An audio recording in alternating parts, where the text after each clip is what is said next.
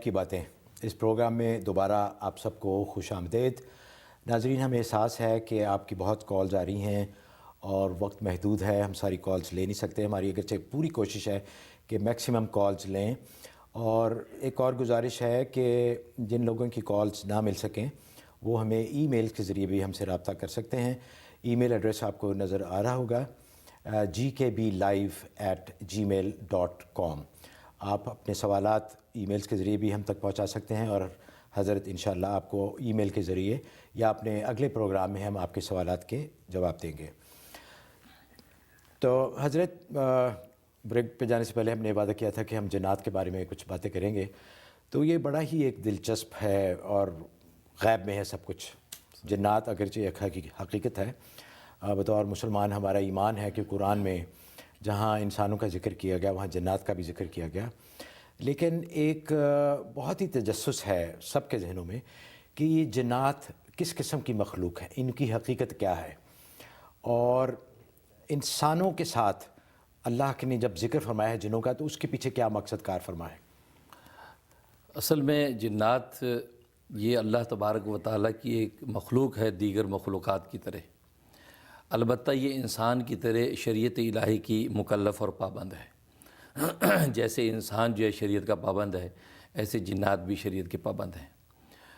لفظ جن کا معنی ہوتا ہے چھپا ہوا ہونا، چونکہ یہ ظاہری آنکھوں سے چھپی ہوئی ایک مخلوق ہے، اور اس کی بھی وجہ یہ ہوئی کہ عبداللہ ابن عباس رضی اللہ تعالیٰ عنہ کی روایت ہے، جس کو علامہ سیوطی رحمۃ اللہ علیہ لقط المرجان کے اندر لائے ہیں، کہ جب ابو الجان جو ان کے بابا آدم تھے جنات کے، اس کو پیدا کیا گیا، جس کا سورۃ الرحمن میں ذکر ہے، تو اللہ تبارک و تعالیٰ نے اس سے پوچھا کہ تمہاری کوئی تمنا ہے تو بتاؤ۔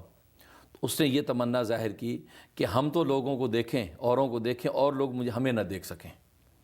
یہ ہماری ایک تمنا ہے کہ ہم ان کو دیکھیں، وہ ہمیں نہ دیکھ سکیں۔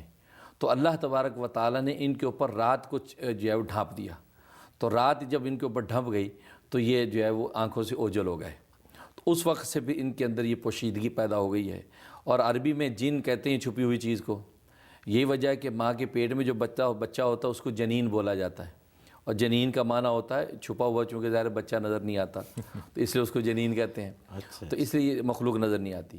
اور جہاں تک اس کے وجود کا تعلق ہے، علامہ ابن تیمیہ رحمۃ اللہ علیہ نے لکھا ہے کہ اسلام کے تقریباً تمام طبقوں نے اس کے وجود کو تسلیم کیا ہے، اور انبیاء کرام علیہم الصلاۃ والسلام سے حد تواتر تک روایات اس کے وجود پر آئی ہیں، اور یہاں تک کہ قرآن کریم میں مفسرین لکھتے ہیں کہ 128 مقامات پر جنات اور شیاطین کا ذکر آیا، اور خود نبی پاک صلی اللہ علیہ وسلم کی احادیث میں سینکڑوں ہزاروں مرتبہ جو ہے یہ جنات و شیاطین کا ذکر آیا، ان کے اثر انداز ہونے کا ذکر آیا، تفصیلات بیان کی گئی۔ اچھا حضرت، اس کے بارے میں مزید تذکرہ کریں گے کہ جن کس طرح ہماری زندگی پہ اثر انداز ہوتے ہیں، کیونکہ اکثر لوگ جو پریشان ہوتے ہیں ان کا خیال ہوتا ہے، یا جن کو پریشانیاں بلا کسی وجہ کے لاحق ہو جاتی ہیں، ان کا یہ خیال ہوتا ہے کہ آیا جنات نے ان کے اوپر کوئی اثر کیا ہے، کوئی آصف ہے۔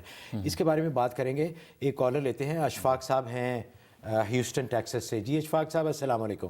السلام علیکم حضرت صاحب، میں اشفاق بول رہا ہوں۔ آپ کو یاد ہوگا آپ کے نیو یارک میں کیسٹ ریکارڈ کر کے میں لوگوں کو دیا کرتا تھا، اور یہاں بھی دیتا ہوں۔ بالکل بالکل، ماشاءاللہ میں نے پہچان لیا، اللہ آپ کو جزائے خیر دے، آپ ہمارے پرانے عاشق ہیں ماشاءاللہ، آپ نے جی اشفاق صاحب، آپ کا سوال۔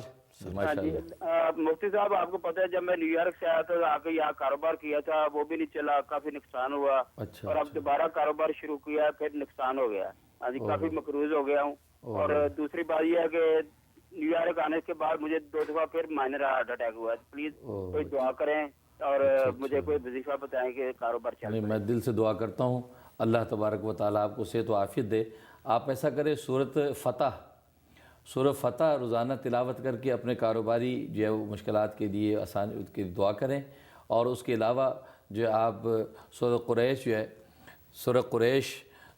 جو ہے وہ 41 مرتبہ پڑھ کے پانی پہ دم کر کے پانی پی لیا کریں۔ تو یہ دو عمل آپ جاری رکھیں، اس سے انشاءاللہ آپ کو صحت بھی ہو جائے گی، اور اس کے علاوہ آپ کی انشاءاللہ کاروبار بھی کھل جائے گا۔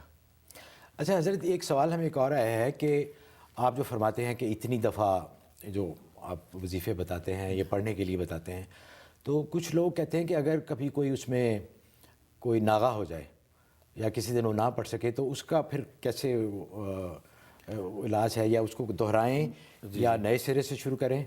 वो उसका तरीका उसकी क़ज़ा कर लें, यानी पहले दूसरा अमल आने से पहले पहले उसको पूरा कर लें।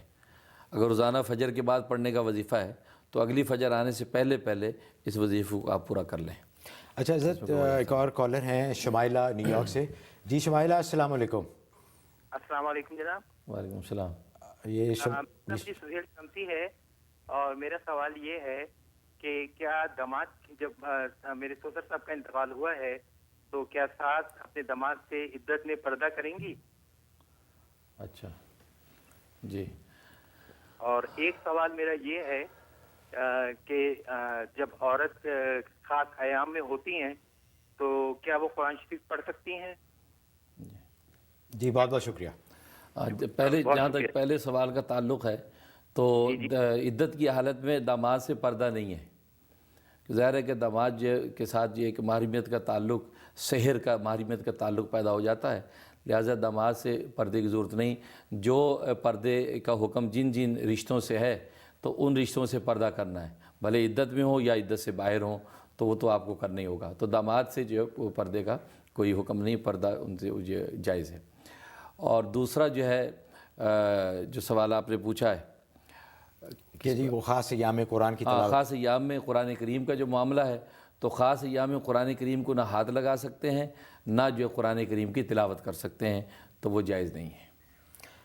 अच्छा, ये छुट्टी सिर्फ औरतों के लिए है, मर्दों को इस तरह की कोई छुट्टी नहीं है कि उनको कभी नमाज के लिए कोई छुट्टी हो या दूसरे। मर्दों के लिए तो हर वक्त जी जी हर चीज़ के लिए है कि अदा करनी है।